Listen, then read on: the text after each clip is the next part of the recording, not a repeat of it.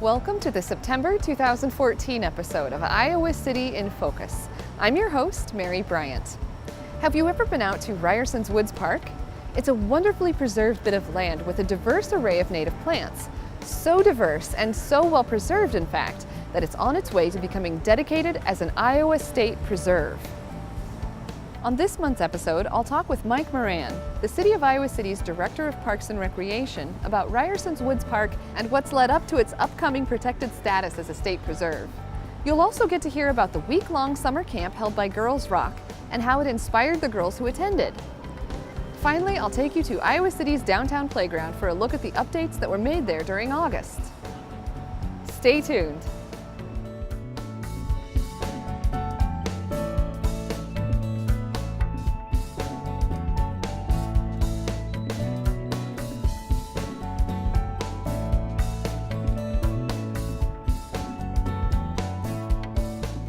Today I'm talking with Mike Moran, the Director of the Parks and Recreation Department of Iowa City, and we are visiting Ryerson's Woods Park, which is on the south side of Iowa City.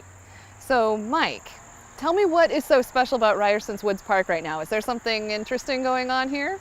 Well, there is, and hopefully it's all over, but we have been nominated as a state preserve in the state of Iowa, which got approved by the State Preserve Board, and now we've signed the documentation with the mayor's office. We'll send it to the governor's office. We're awaiting his signature on the documentation, and that'll designate Ryerson's Woods as a state preserve in the state of Iowa. So what exactly does that mean, that it'll be a state preserve? What does that mean for Iowa City? Right. What that basically means is that the state of Iowa controls the land of this. They recognize it as the City of Iowa City property, but the state of Iowa controls that land. So that means that people cannot come in and develop it. We can't sell the property. We can't expand on the property, that it becomes something historical and something that's valuable for the City of Iowa City for now and into the future. Do we get any financial assistance in maintaining it? We do not. What that will do is it will give us some more opportunity to write grants for this if we so choose. We have many, over 150 different kind of botany examples here and plant species, and that's what drew the interest of everybody here to Iowa City, is because of the multi-variety of plant materials that we have here. Can you give me some examples of some of the special species that are here? We have a multi-variety set of anything from moss on the ground. We have like 9 different varieties of moss here, which is just crazy to me, but they really like that. Flowers and plant species, there's multiple varieties of those, shrub species, and then tree species. So what's so unique about that is the variety of what we have. And do we have that in other areas of Iowa City, or is that just here?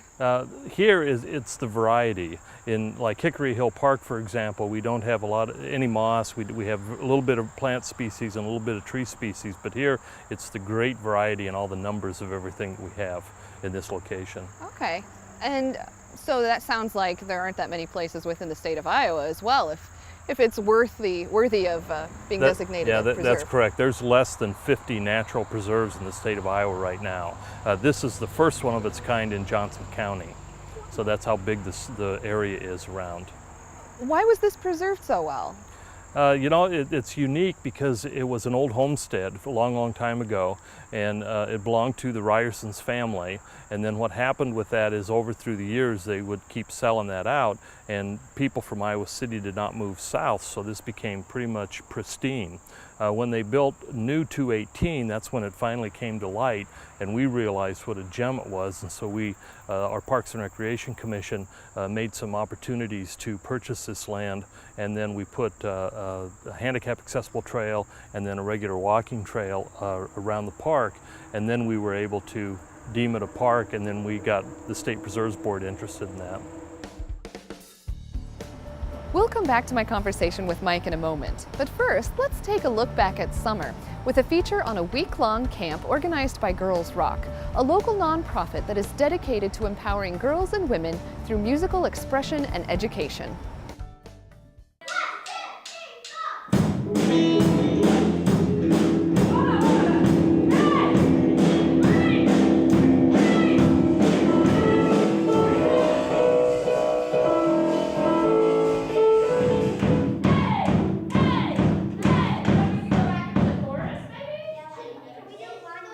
I'm Elise Burnside, and I am the co-organizer and co-founder of Girls Rock Iowa City. There's a whole network of Girls Rock. It's an organization. They're all state specific, and so each Girls Rock can, have their own rules and have their own belief system. But I used to volunteer with Girls Rock Chicago. So the idea is to empower girls from the ages of 8 to 16 through musical instruction, through specifically playing rock instruments.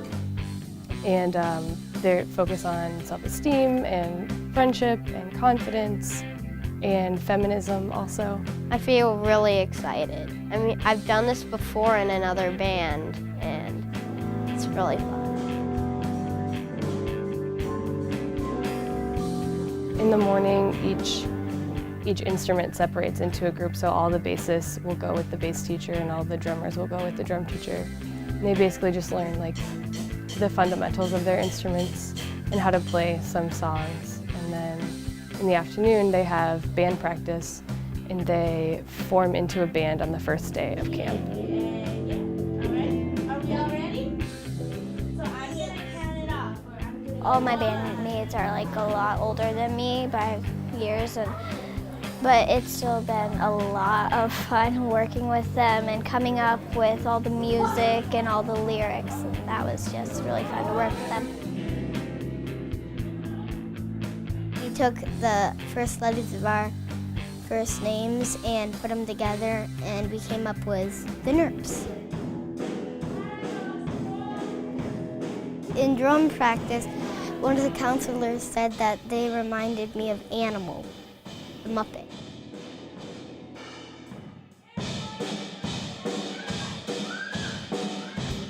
Throughout the week, they meet with their band and they write a song and practice it with their band for Saturday, and then on Saturday, there's a showcase, and each band will play their original song that they wrote during the week. There's a self-defense class, and there's a gender workshop. We're going to talk about gender equality and, gendered ideas and behaviors. Well, earlier today, we watched a thing about music history, and in the beginning, it was just sort of only boys, and then it came up and girls started saying that they needed to play music too. I think that kids in general, but especially girls, nobody has an idea of what they're capable of and what they can do. I think before I ever had played an instrument here, I hadn't wanted to go sing or play in front of anybody. Saturday I'm performing and I'm a little nervous, but I know that I'll be confident and strong and brave. These girls are very young, but they can form together and write a song in a week and learn how to play an instrument they've never played, and then they can perform it on stage, and that's really incredible. I think that the idea is that if people can see that, they'll stop selling girls short. Now let's return to my conversation with Mike Moran for more about Ryerson's Woods Park and its imminent transition to becoming a state preserve. So how long a process has this been for you? We first started, our Parks and Recreation Commission picked on this idea of obtaining the park in the mid-90s. And then about 2008, we had an individual, Diana Horton from the University of Iowa, who's a botanist and a professor that was really interested in grabbing a hold of this and taking part of this process. We applied through the State Preserve Board, through the state of Iowa, back in 2009. They came out, made a site visit, and decided whether it was a valuable site or not. They deemed it was a valuable site, but they didn't approve it at the time because of our maintenance plan. They had a couple of things they wanted us to adjust on the maintenance plan and the way we were going to manage this. So we worked on those. We went back to the State Preserves Board this year, last April, just 2 or 3 months ago. They came out, they did a tour of the facility. In fact, they had their meeting here at the Terry Trueblood Park Lodge. So we had the State Preserve Board here, and they approved it, and it was unanimous approval. And so then we got the documentation together, we had our mayor sign off on it, and now we're just waiting for the governor's signature. So what's the city's perspective on this becoming a state preserve? It seems like it's a positive thing if you have been going after it. Yeah, we wanted to do that because we wanted to protect it. We have a lot of development going on in the area. We wanted to make sure people, not necessarily now, but way into the future, could not come in and say, well, we don't need this park anymore, so let's put condos on it or let's develop it or something. We have the 4-H grounds and the Johnson County Fairgrounds just to the north of it. If they're looking for expansion capabilities, we really wanted to shut that down as well and just say, look, this is a preserved area. It's very valuable, and we want to give an opportunity to the public to come in and look at this at the future, because there won't be many sites like this left. So tell me, how can the public use it? Will the rules change at all becoming a state preserve? No, not really. We will post the state preserve rules out here so people get a chance to look at that. We won't allow dogs on leash. We won't allow people to take species out of here and take them into their yard and do stuff like that. So we're basically going to keep it as rustic and park-like setting as we possibly can. You have a nice trail that goes right through it. We do, and it's a small half-mile trail that's ADA accessible, and then there's an upper loop of about 1.5 miles, but it does have stairs, and it's a little bit of a hike, and then there's an observation area about halfway over to overlook the ravine in the center of the park. So it's very pretty in the spring, very pretty. Seems like a great destination point for people who want to get out in nature. Are there any other places in Iowa City that you would invite people to come visit to check out for special features or anything? Absolutely. Hickory Hill Park is a fantastic place to go, and that's divided into a North Hickory Hill and South Hickory Hill, and we have an extensive trail system throughout that. That's a very rustic park as well, so it's not fully developed, and it's intentionally met that way. And then the Waterworks Park, which is probably our lesser known park, which is across the interstate next to the water treatment plant, has a parking area right next to the Butler Bridge, and it has an extensive trail system through it. In fact, the trail system even goes underneath the interstate and connects onto the peninsula area as well. And that has a lake, and it has a nice little fishing area that we put up. Oh, really? And so it's a nice little area too, and it's a hidden gem. Not a lot of people know that that's there. Thanks so much, Mike, for talking with me today about the parks. And I'm so excited to hear that we're getting some protected status for this local treasure. And we'll have an event sometime in the future after we hear from the governor to celebrate that, so Okay. It'll be a good time. We'll keep an ear out for that. Good, thank you. Thanks. Come out and visit Ryerson's Woods Park for yourself. And if you particularly enjoy rustic parks like this one, be sure to check out Hickory Hill Park and Waterworks Prairie Park as well. You can find information detailing park locations and amenities at icgov.org/parks.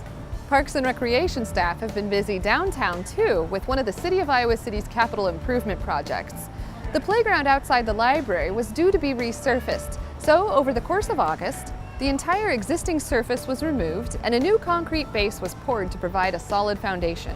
Then a new colorful rubberized safety surface was applied on top of the new concrete. Kids, be sure to check out that new slide as well. You can watch all of these segments again by visiting citychannel4.com/video or by turning to Channel 5 and calling into Video on Demand. Check out some of our past shows while you're there. Also, we would like to know what other community programs and city departments you'd like to hear more about. Let us know by sending us an email at info@citychannel4.com or by leaving us a comment on our City Channel 4 Facebook page. Find us there at facebook.com/citychannel4. Thanks for watching this month's episode and keeping Iowa City in focus. Hi, I'm Mayor Matt Hayek of the City of Iowa City. We're here to do an ice bucket challenge. And I also encourage you to go to alsa.org for more information. With that, fire away.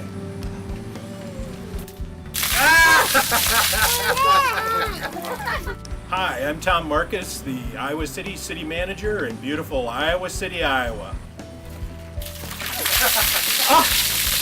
That's cool. You're watching City Channel 4. On TV, online, on demand, on Facebook, and now on the go on your mobile device.